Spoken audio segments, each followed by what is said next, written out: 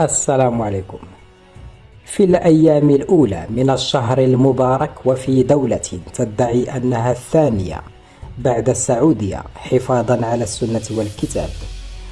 أوقفت عناصر وحدات المجموعة الإقليمية للدرك الوطني بأم البواقي بالجزائر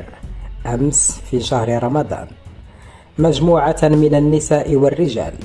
وبحوزتهم طلاسم تستعمل في طقوس السحر والشعوذة، بالإضافة إلى ممارساتهم للزنا في شقة بقرب من مسجد الحي وتحت أنظار المواطنين والمواطنات،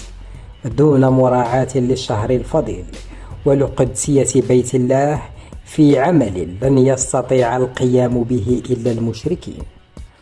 وبحسب بيان خلية الاتصال بالمجموعة الإقليمية للدرك بأم البواقي، فإن العملية نفذت بإقليم بلدية بئر الشهداء بناء على معلومات وردت حول شقة فيها مجموعة من النساء والرجال،